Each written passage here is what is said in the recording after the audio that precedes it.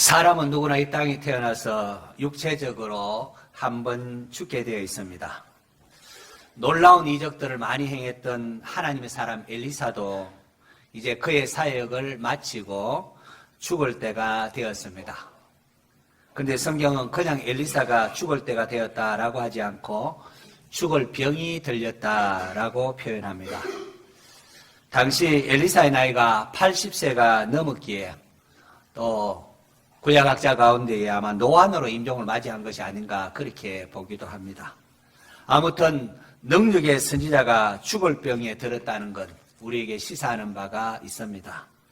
지금 국가적으로 이스라엘은 계속되는 아람의 침략으로 인하여 그동안 나라를 지켰던 그런 엘리사 선지자가 죽는다는 것은 굉장히 어려운 상황이 아닐 수가 없습니다. 이스라엘 왕 요아스가 엘리사가 죽을 병에 들있다는 소식을 듣고는 그를 찾아와서 눈물을 흘리며 내 아버지여 내 아버지여 이스라엘의 병거와 마병이여 라고 했습니다. 선지자를 찾아와서 이렇듯 존대하고 이스라엘의 병거와 마병이여 하는 것으로 봐서 요아스 왕이 나름 그래도 신앙인 것처럼 보이지 않습니까?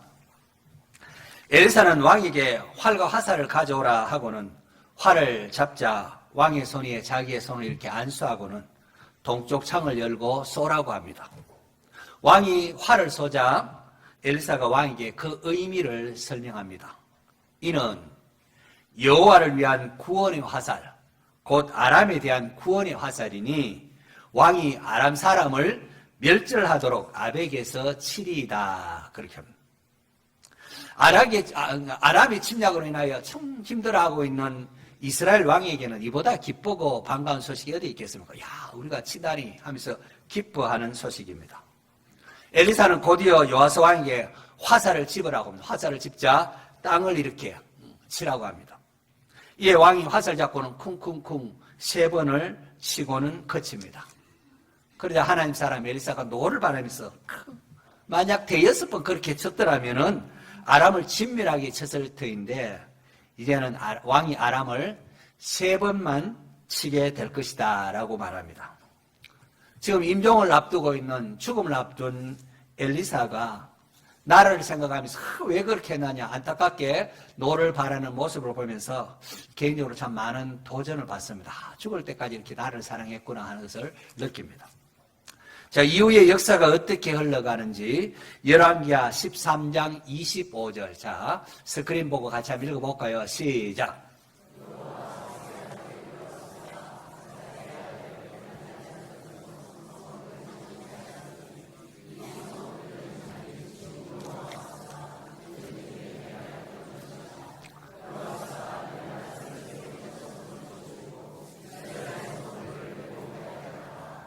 자, 요아스가 몇 번 아람의 베나닷을 쳐서 물리쳤다고 했습니까?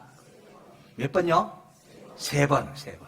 아까 3번 쿵쿵쿵 한 것처럼 3번을 쳐서 물리쳤다라고 말합니다. 설교 제목을 믿음의 분량대로라고 정한 것은 바로 이 때문입니다. 하나님은 언제나 우리를 위하여 놀라운 일을 행하실 준비가 되어 있습니다. 그런데 그 일을 행하실 때에 종종 우리의 믿음의 분량대로 행하는 것을 볼 수가 있습니다. 여러분, 열왕기하 4장에 보면은 선지자의 제자들의 아내 중 한 여인이 엘리사를 찾아온 이야기가 기록되어 있습니다. 그 여인은 선지자 제자인 남편이 죽은 후에 빚으로 인하여 자칫하면 이제 2 아들이 종으로 팔려갈 처지에 있다고 하소연을 했습니다.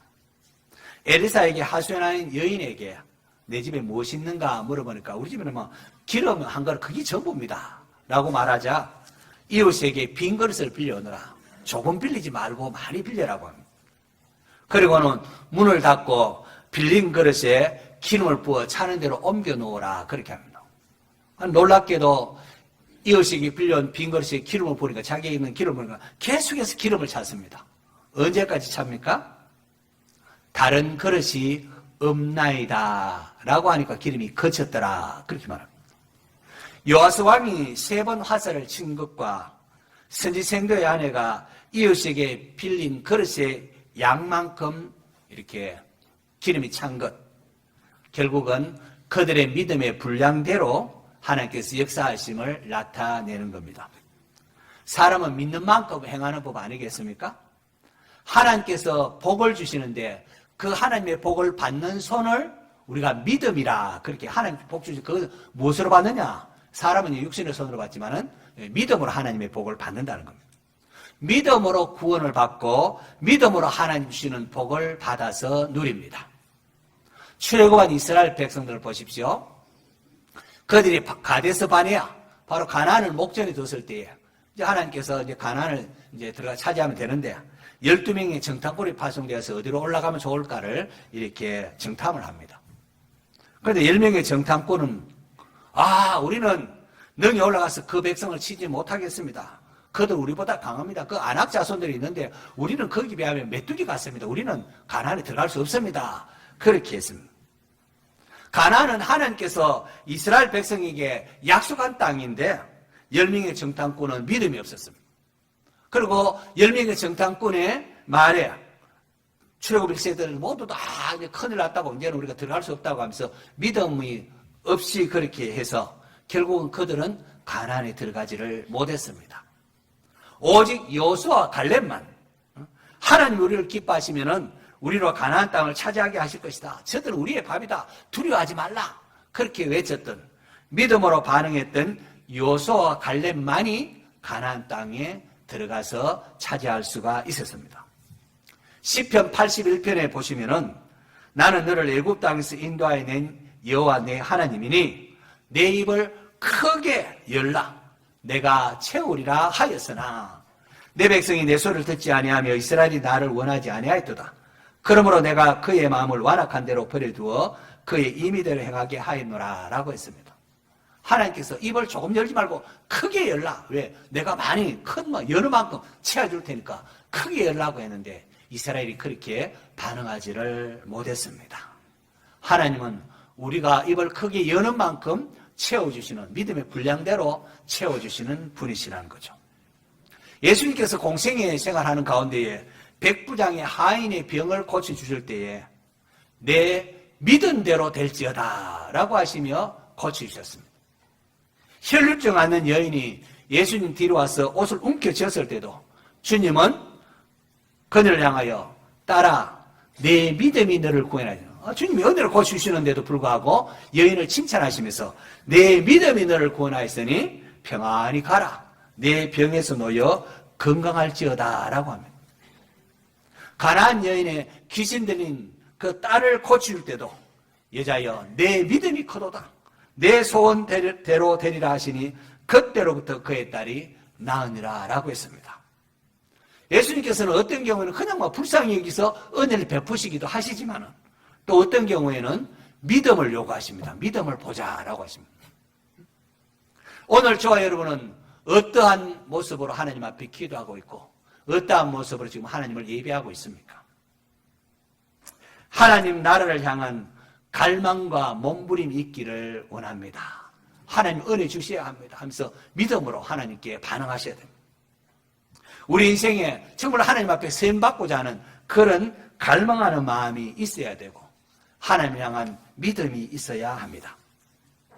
요아스가 엘리사에게 와서 내 아버지여 내 아버지여 이스라엘의 병거와 마병이여 라고 하면서 울었는데 여러분 이 예침은 오래전에 엘리사가 엘리야에게 했던 말이기도 합니다. 엘리야가 회오리 바람으로 하늘로 올라갈 때에 엘리사가 보고는 내 아버지여 내 아버지여 이스라엘의 병거와 마병이여 라고 외쳤습니다. 이 엘리사의 외침과 지금 요아스의 외침이 똑같습니다. 똑같습니다. 둘 다 역사에 남은 책임을 후대에게 남겨주고 이렇게 떠나갑니다. 엘리야는 엘리사에게 이제 나머지 역사를 부탁하고 떠나고 또 엘리사는 요아스에게 나머지 역사를 맡고 자기는 떠나갑니다. 그런데 하나님의 은혜를 갈구하는 믿음의 차이가 역사의 발자취를 다르게 만들고 있습니다. 엘리야가 엘리사에게 너는 여기 머물라. 여호와께서 나를 베델로 보내시느니라. 여호와께서 또다시 여리고로 보내느니라. 여리고에서도 여호와께서 나를 요단으로 보내시느니라. 그렇게 한 것은 엘리사를 향한 시험의 성격이 있었습니다. 이스라엘 때 그냥 잊지 아니하고 엘리사는 여호와께서 살아계심과 당신의 영혼이 살아있음을 두고 맹세하노니 내가 당신을 떠나지 않겠습니다 라고 했습니다. 죽었으면 죽었지 당신을 이대로 보낼 수 없다고 하면서 끝까지 붙잡았습니다. 마침내 엘리야가 그렇다면은 나를 내게서 데려감을 당하기 전에 내가 내게 어떻게 할지를 구하라 하면서 말합니다.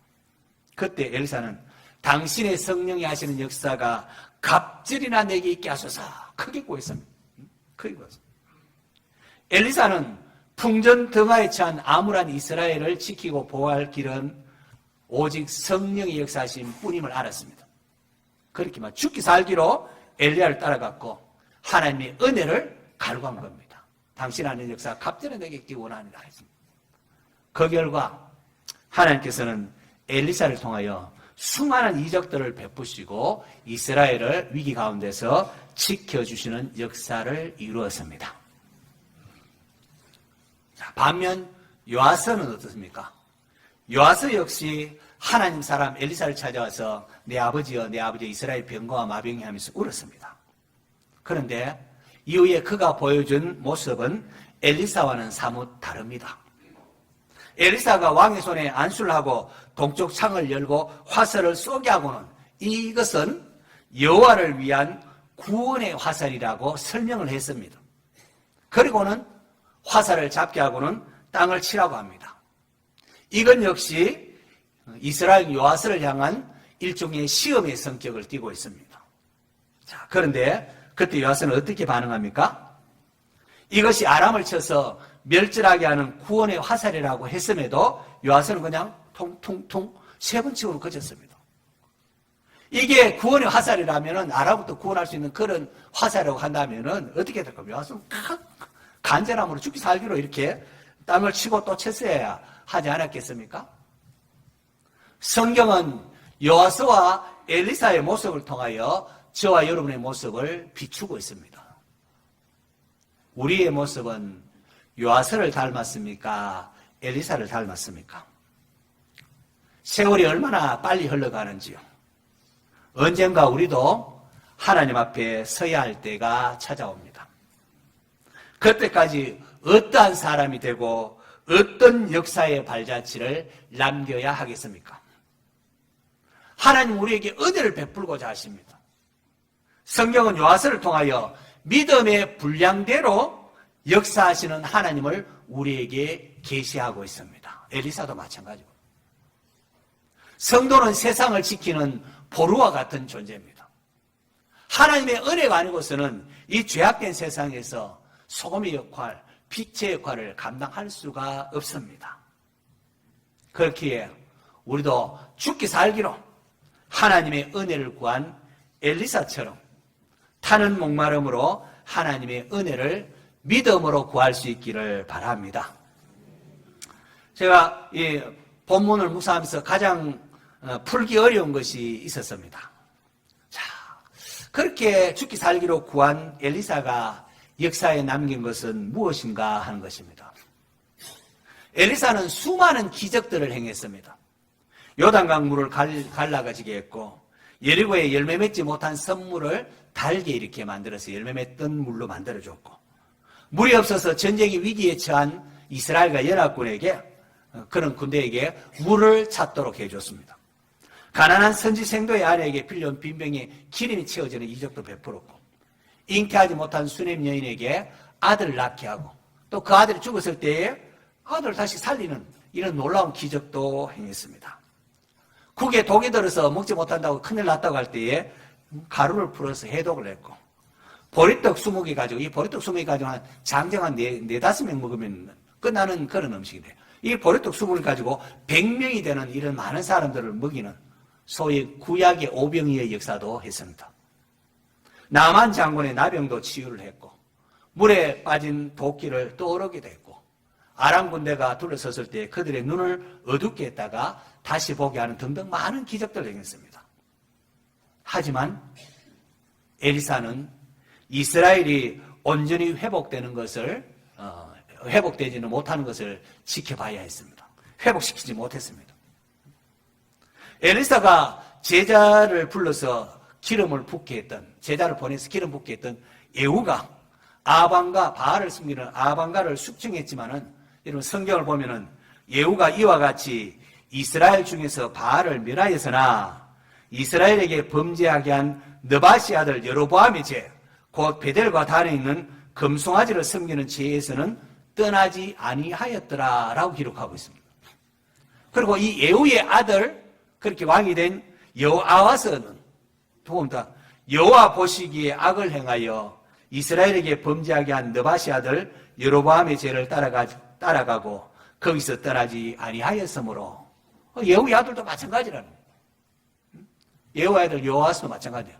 그 여호아스의 아들이 요아스인데, 이 요아스가 왕이 됐는데 오늘 본문에 또 보면은, 오늘 본문 바로 앞에 보면은 여호와 보시기에 악을 행하여 이스라엘에게 범죄하게 한 느바시 아들 여로보암의 죄에서 떠나지 아니하고 그 가운데 행하였더라 라고 성경이 기록했습니다. 엘리사는 이스라엘의 왕이 하나님이시고 하나님의 뜻을 이루어 나가는 그런 하나님 나라가 이루어지기를 갈구하지 않았겠습니까? 엘리야도 그렇고 엘리사도 그렇고 이 이스라엘이 하나님 뜻을 이루어 나가는 그런 나라, 하나님 나라가 되기를 갈망했을 것입니다. 꿈꾸었을 것입니다. 이를 위하여 엘리사가 성령의 능력을 덧입기를 구했습니다. 자, 그럼에도 엘리야도 그렇고 엘리사도 온전한 이스라엘의 모습을 보지를 못했습니다. 그럼 도대체 뭐냐? 그렇다면 엘리사도 성공하지 못한 것이 아니냐? 이게 이제 제 퀘션 마크였습니다. 그런데 이 본문 가지고 그렇게 하고 있는데, 그 다음에 성경에 엘리사가 죽었을 때 바로 그 다음에 보니까 좀 신비한 사건이 기록되어져 있습니다. 사람들이 이렇게 이제 버린 시신이 엘리사의 뼈에 닿자 이 살아나는 신비한 그런 사건이 그 다음에 추가적으로 기록되어 있습니다. 엘리사의 뼈가 있는데 거기에 죽은 시체가 닿지 않고 살아났다. 마치 예수님께서 십자가 못 박혀 죽었을 때에 무덤이 열리고 많은 사람이 일어난 것처럼 말입니다. 이게 왜 난데없이 이 이야기가 기록되어 있을까? 이거 고민하고 이렇게 제가 묵상하는 가운데 하나님께서 엘리사의 사역을 귀하게 보셨다는 겁니다. 엘리사가 죽었지만 그게 끝이 아니라는 겁니다. 끝이 아닌 겁니다. 죽은 자가 엘리사의 뼈에 묻어서 살아남을 통하여 장차 이스라엘이 회복될 것임을 예표하는 것이라 그렇게 주석을 제가 했습니다. 여러분, 엘리사의 여러 가지 사역들 이를 보면은 훗날 예수님의 모습을 비춰주는 그림자 역할, 예표하는 역할을 하고 있습니다. 예후 왕조의 실패, 예후와 그의 아들들의 실패와 엘리사의 죽음은 이 땅의 나라는 영원하지 않음을 우리에게 보여줍니다. 완벽할 수 없음을 보여줍니다. 장차 이 땅에 완전하고 영원한 나라는 오직 예수 그리스도에 의하여 주어진다는 겁니다. 예수님이 재림하실 때 그의 나라가 완전하고 영원한 나라가 주어질 것입니다. 자, 그렇다면 우리는 어떻게 살아가야 할까요? 1975년 남아프리카에 제작된 더 위너스라는 영화가 있습니다. 우리나라에서는 제가 대학생 때에 마이웨이라는 제목으로 TV에서 상영한 적이 있습니다. 하도 오래돼가지고 그걸 좀 다시 한번 찾아보고 아무리 찾아봤는데 초희귀 영화라서 구할 수가 없었습니다. 여하튼 거긴 이런 내용이 있습니다. 남들과의 경쟁에서 항상 1등해야만 한다고 자식을 교육함으로 자식들과 자주 부딪히며 갈등하는 월 매독사라는 인물을 중심으로 한 영화인데요. 그 영화의 마지막에, 중국 다식냐고 마지막에 주인공 월 매독서가 마라톤에 이렇게 참여하는데, 그는 훈련을, 우승을 목표로, 자식들 다 안 간다고 하니까 우승을 목표로 이제 혼자 이렇게 하는데, 그의 훈련을 도와줬던 친구가 중간에 이제, 자주 넘어지고 하는 월 매독서에게 됐네, 그만하면 됐네, 이제 그만 뛰게. 라고 하는데, 그가 이런 말을 합니다. 우승은 할 수 없어도 끝까지 달릴 수는 있어. 이게 시사하는 바가 굉장히 큽니다. 항상 무조건 우승해야 되고 1등만 해야 된다고 고집했던 그가 마침내 우승은 할 수 없어도 끝까지 달릴 수는 있어 하면서 자기의 방식으로 뛰어가는 모습을 보여준 겁니다. 그래서 아마 마이웨이라고 이렇게 이름을 달았지 않는가, 제목을 붙이지 않는가 생각을 합니다. 최종적으로 월메독스가 몇 번이나 쓰러지면서 결승전을 향하여 달아가는데, 그러다가 막 넘어져서 막 이렇게 정신도 없고 할 때에 스타디움의 사람들이 한 사람 한 사람들은 월 하면서 막 기립박수를 하고, 그렇게 해서 달렸던 비틀거림 들어오는데, 그동안 반목하며 갈등했던 가족들이 뛰어나가서 화해를 함으로 이렇게 영화가 그 부분에 있습니다. 우승은 할 수 없어도 끝까지 달릴 수는 있어. 이 땅을 살아가는 우리의 모습도 아마 이러하다고 생각을 합니다. 이 땅에는 영원한 나라가 없습니다. 제가 아무리 교회다운 교회, 이상적인 교회를 꿈꾸지만 이게 이 땅에서 온전할 수는 없을 것입니다. 그 나라는 장차 예수님께서 재림하심으로 완성이 될 것이고 그때 우리에게 주어질 것입니다. 그럼에도 성도는 이 땅에서 자기의 길을 걸어가도록 부름을 받았습니다. 장차 예수님을 말미암아 완성될 영원한 나라, 저 본향을 바라보면서 믿음의 길을 걸어가는 것이 바로 그것입니다. 사도 바울이 고린도전서 15장 부활장의 마지막 결론을 이렇게 기록합니다.